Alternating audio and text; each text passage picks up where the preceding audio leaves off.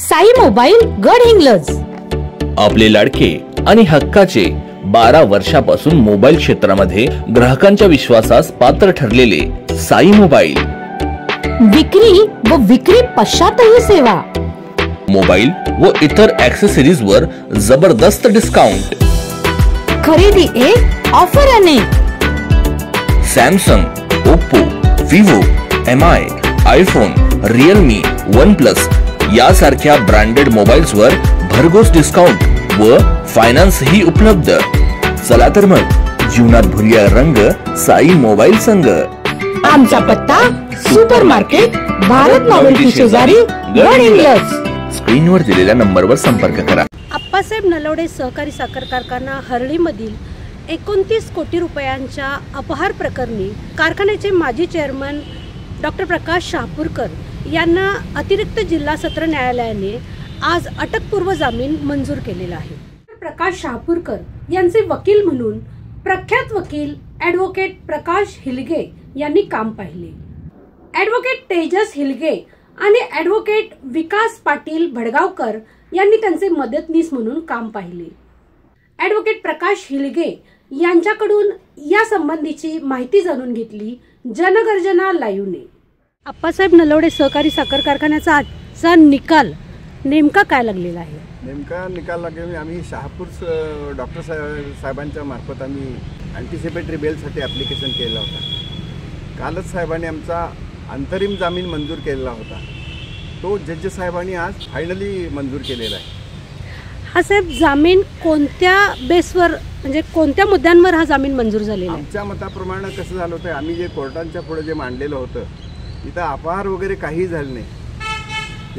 हे जे डॉक्टर साहेब जे आहेत, डॉक्टर साहेबांच्याकडं एकही नया पैशाचा कधीही व्यवहार म्हणजे त्यांच्या अकाउंटवरती वगैरे झालेला नाही अजिबात।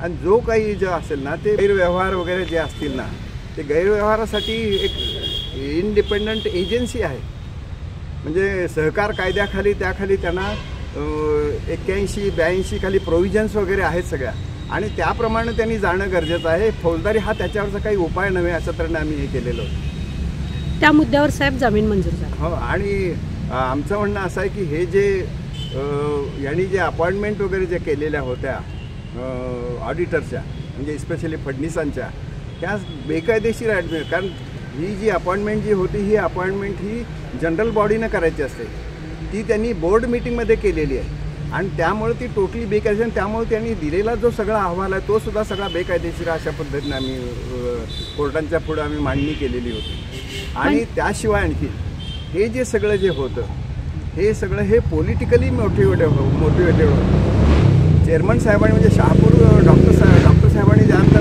राजीनामा दिल्यानंतर ह्या सगळ्या गोष्टींना त्यांनी मुद्दा म्हणूनच त्यांना अडचणीत आणायचं, आणि म्हणून ह्या सगळ्या दृष्टीने ही फिर्यादीची रचना वगैरे करण्यात आली अशा तऱ्हेने आम्ही मेहरबान कोर्टांच्या पुढे आर्ग्यू केलेलं होतं। म्हणजे साहेब ऑडिटर जे आहेत फिर्यादी तेच त्यांची अपॉइंटमेंटच त्यांची नियुक्तीच बेकायदेशीर आहे असं तुमचं म्हणणं आहे? असं आम्ही कोर्टांच्या पुढे आम्ही तसं प्लीड म्हणजे आम्ही आर्ग्यू केलेलं होतं त्या पद्धतीनं, कारण ती बोर्ड मीटिंगमध्ये झालेली होती आणि म्हणून ती बेकायदेशीर आहे असं तऱ्हेने आमचं म्हणणं होतं।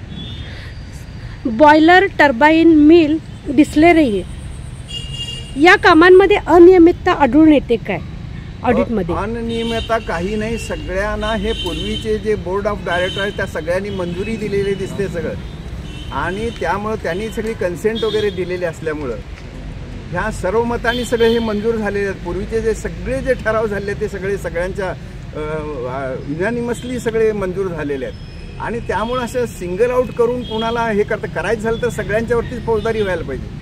काही लोकांना बाजूला काढून त्यांच्यावरती फौजदारी करता येईल, ठराविक लोकांच्यावरती फौजदारी करता येईल नाही अशा तऱ्हेने आम्ही मेहरबान कोर्टांच्या समोर आम्ही प्लीड केलेलं होतं। साहेब या प्रकरणामध्ये उर्वरित सर्व संचालकांना पण आरोपी करण्याबाबत कोर्टाची यापुढे नेमकी काय भूमिका असणार? मुळात ह्याबाबत कोर्टाने काही भूमिका हे केलेली नाही अजिबात। ऑपरेटिव्ह ऑर्डर फक्त दिलेली आहे आणि ऑपरेटिव्ह ऑर्डरमध्ये फक्त आमचा जामीन अर्ज मंजूर केलेला आहे। पण आमच्या मताप्रमाणे असं आहे की हे जे उर्वरित आहे जर ह्यांना जर दोषी धरायचं असेल तर त्या लोकांनाही दोषी धरणं गरजेचं आहे, कारण त्यांनी जे कन्सेंट वगैरे जे दिले, त्यांनी जे ऑब्जेक्शन्स वगैरे ह्याला घेतलेली होती ही नंतर घेतली, ती बेकायदेशीर ते ऑब्जेक्शन घेतले आहेत आणि त्यात सहकारी कायद्याप्रमाणे ती ऑब्जेक्शन घेतली नाहीत असं आमचं म्हणणं होतं. त्यामुळे झाले तर ह्या सगळ्यांच्यावरतीच केस व्हायला पाहिजे. आणि हे सिलेक्टिव्ह केली म्हणजे हे पॉलिटिकली मोटिवेटेड आहे, म्हणजे राजकीय वैमनस्यातून ही केस केलेली आहे अशा तऱ्हेनं आम्ही हे सगळं मांडणी केलेली होती. या केसची यापुढची नेमकी भूमिका काय असणार आहे? नेमकी भूमिका म्हणजे आता काय सगळं आता इन्व्हेस्टिगेशनवरती अवलंबून राहील सगळं. डॉक्टर साहेबांना इन्व्हेस्टिगेशनसाठी मदत करण्यासाठी मेहरबान कोर्टाने ऑर्डर्स वगैरे दिल्यात, त्याप्रमाणे ते पुढचं इन्व्हेस्टिगेशन सगळं होईल आणि त्यानंतर हा इन्व्हेस्टिगेशन काय करतात त्याच्यावरती ह्या सगळ्या गोष्टी अवलंबून राहतील. आता ह्या स्टेजला काही बोलणं फारसं काही महत्त्वाचं नाही, पण तरीसुद्धा ज्या पद्धतीनं हे सगळं चाललेलं आहे, सगळं प्रकार वगैरे चाललेला आहे तो काही बरोबर दिसत नाही अजिबातच. आणि म्हणून याप्रमाणे आम्ही कोर्टांच्या पुढं सगळं ही मांडणी घ्यायची सगळ्याचीच केली होती आणि या सगळ्याचा विचार करूनच मेहरबान कोर्टाने डॉक्टर साहेबांना जामीन मंजूर केलेला आहे. जनगर्जना लाईव्हसाठी कॅमेरामन जय्यद सय्यदसह लता पालकर, गडिंग्लज.